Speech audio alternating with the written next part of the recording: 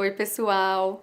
Hoje eu tô aqui com o Marcos Petrin, que tem um canal chamado O Diário de um Autista, né, Marcos? E o Marcos é um autista de alto funcionamento e ele veio contar um pouco pra gente hoje sobre as 10 coisas que todo autista gostaria que você soubesse. Fala aí um oi pra eles, Marcos. Oi, pessoal! Hoje então nós vamos conversar um pouquinho sobre as 10 coisas que todo autista gostaria que você soubesse e elas vão ajudar vocês a interagir melhor, a descobrir, né, Maíra, o potencial que há em cada criança autista. Isso Exato. que é nosso desejo aqui com esse vídeo. Espero que contribuamos aí para que vocês, aí onde vocês estão, na comunidade, nas casas, incluam da maneira que mais for acessível para vocês.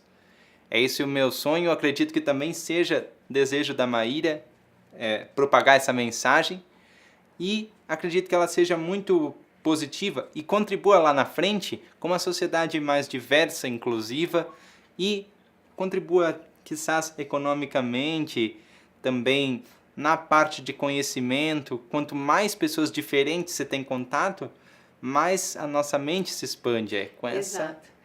esse mote que nós pensamos esse vídeo, né? Exato, e eu estou muito feliz de você estar aqui na minha clínica, de estar falando pessoalmente com você, porque eu sou uma grande admiradora, uma grande fã do seu trabalho, do seu canal. Eu tinha muita vontade de ter você aqui, porque você é o meu sonho.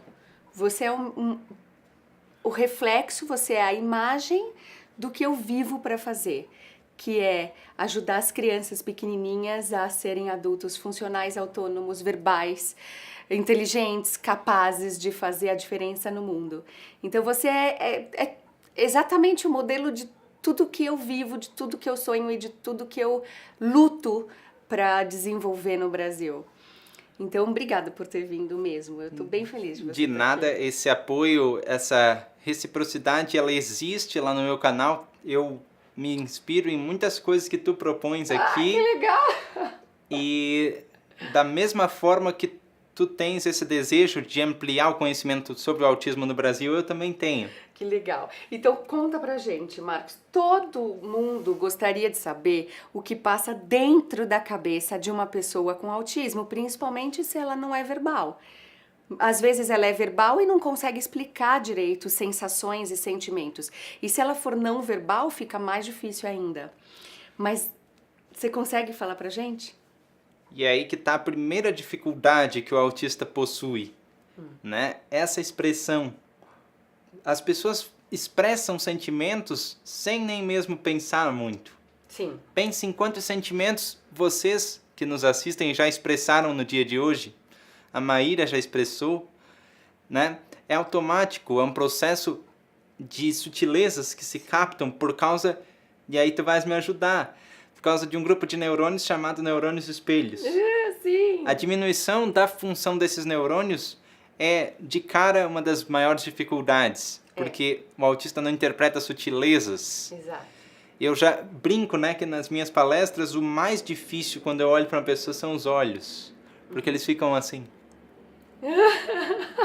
E eu penso, o que eles querem tanto dizer com esses olhos, com essas nuances? Mas é questão de ler muito, E aí você para se que distrai. funcione para mim. Sei. Isso Eu te me distrai. distraio, isso. De tentar imaginar o que os olhos estão expressando te distrai.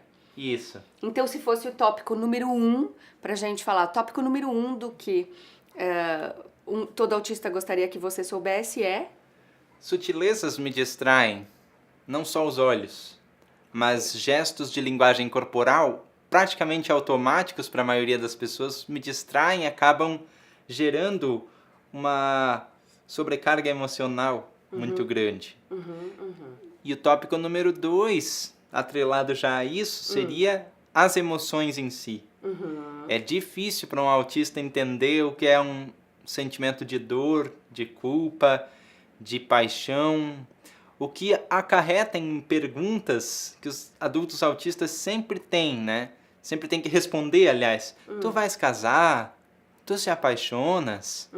Tu sentes do mesmo jeito que eu sinto? E é difícil, sem a sutileza, tu interpretares uma emoção. É.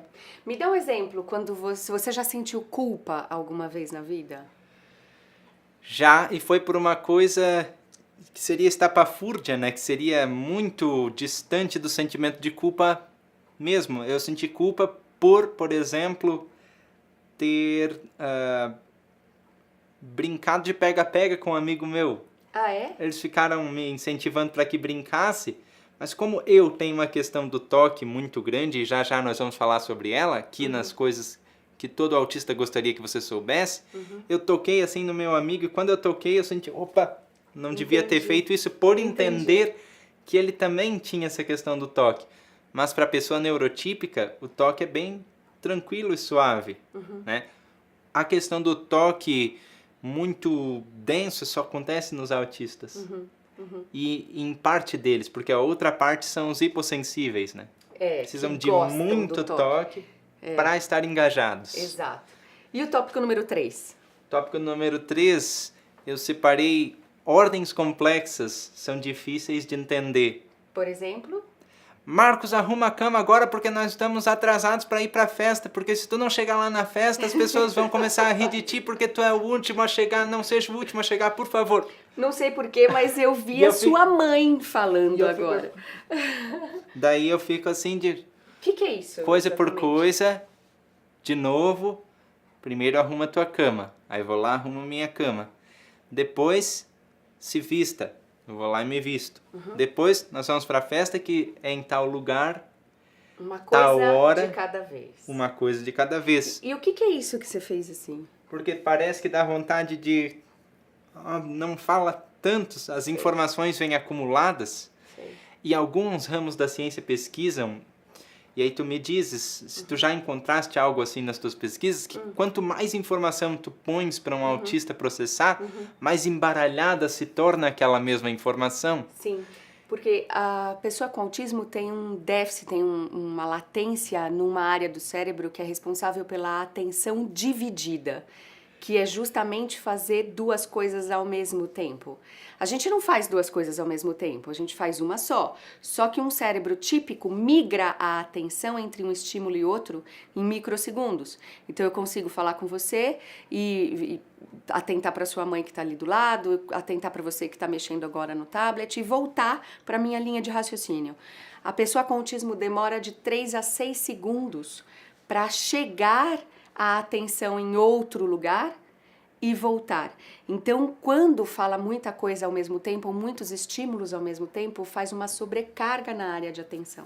Perturba mesmo. E aí perturba mesmo, é uma sensação quase física, né? É. Por isso que eu fiz esse Dói, gesto, né? e tu tinhas me Entendi. perguntado, né? Outra Entendi. coisa que eu separei é, não entendo gestos. As pessoas, principalmente na escola, eu perguntava as minhas notas para os professores e eles diziam assim, tá, eu te pergunto a minha nota e tu fazes assim com a mão? Qual que é a lógica? O que significa? Na verdade, ele estava mostrando o número, né? 5. Ah, tá. E fazia um rosto triste, assim. Não deu 5, Marcos. E aí eu combinei com eles que, em vez de ficar mostrando gestos, fala. Tá. Fala, e o que nos leva a outro ponto, né? Concretude sempre. As pessoas diziam, Marcos, vai no banheiro, dentro da sala de aula de novo, né? Mas vai num pé e volta no outro. E eu não ia. Porque na minha cabeça, como é que eu iria pulando como Saci Pererê na perna esquerda e depois na direita? Impossível. Claro. E pior, quando as pessoas se tornam adolescentes, eu sinto que há uma dificuldade maior com isso, porque as metáforas vão dominando o teu dia a dia, na forma de gírias, códigos, maneirismos de estado para estado, enfim, né? Mas eu senti muito isso, quando as pessoas, por exemplo, diziam, nossa, que gata. Mas como? Gatos? Aqui chama carrocinha. Hoje nós rimos, mas na época era o Marcos, o menino que não entendia nada. E era desesperador, né? E eu acabava ficando à parte de algumas discussões mais em metáfora. Parece que os meus amigos, vez e outra, falavam em códigos. É porque a gente não percebe, mas a gente usa muito mais metáfora do que a gente imagina. A gente usa muito mais expressões desse tipo do que a gente imagina numa conversa. Isso. E aí são, para pessoas neurotípicas, atalhos, e para autistas são descaminhos, né? O que Bom, funciona muito para bom. ti para denotar alguma outra palavra, por exemplo, é forte como um touro. O autista não vai conseguir comparar a força bruta a um touro, Entendo. né? E isso aconteceu de melhorar quando eu comecei a ler. Ler no dicionário principalmente, e melhorou na escola também. Então é como se você tivesse que ter aprendido, é como se você tivesse aprendido uma outra língua. Exatamente. Eu tive que começar um beabá para entender que quando as pessoas dizem, ah, que gata, na verdade não está falando do animal gato. É uma expressão. Eu fui lá na parte de expressões, meu pai me ajudou com isso também, que ele usa uns ditos populares assim de vez em quando. E aí eu dizia, pai, o que quer dizer isso? Ele ia lá, quebrava o dito e dizia, olha, é assim, ó, vamos analisar comigo. Casa de ferreiro, espeto de pau. Filho, já viu um ferreiro ter espeto de pau se ele é ferreiro? Entendi. Aí ele acabava sendo, por um momento, tendo a minha mentalidade com linguagem e eu acabava adquirindo a dele. Então, nessa troca, eu também consegui superar os obstáculos. Que bom que você conseguia perguntar para ele o que ele quis dizer. Então, acho que uma dica importante é perguntem. Isso, Não mas tenham vergonha. eu acho que é seguro, Maíra, a partir do ambiente da casa. Também tomar cuidado com isso. Mas quando escapar, perguntar. Isso. Quando alguém da casa esquecer e acabar falando uma expressão, a pessoa com autismo deve perguntar, pedir explicação. E existe também, que eu separei lá no vídeo, a linguagem, né? Que para alguns autistas é limitada, no meu caso é eloquente, bastante eloquente, né? Acabava acontecendo isso, que a gente até falava em off, né? Que as pessoas diziam, e aí, velho? Eu disse, não é velho, é idoso. E as pessoas acabavam debandando, né? É uma característica para as pessoas entenderem que realmente isso existe. E para autistas não verbais é pior, porque a linguagem ela vai se adquirindo de uma maneira mais limitada. E não é por birra do autista, é uma incapacidade naquele momento, né? Pessoal, nós nos empolgamos muito aqui, foi muito legal esse papo e eu queria que o Marcos explicasse bem detalhadamente, porque é a prova viva, né? Ele é a prova concreta de todas as informações que eu tento passar para vocês aqui no canal. Então, nós vamos ter que dividir esse vídeo em duas partes. Atenção que na próxima semana vai sair. Atenção que o próximo vídeo é o complemento desse, com os outros tópicos que todo autista gostaria que você soubesse. Um beijo, pessoal! Um beijo, pessoal. Vejo vocês na parte 2 dessa conversa. Isso. Tchau! Tchau!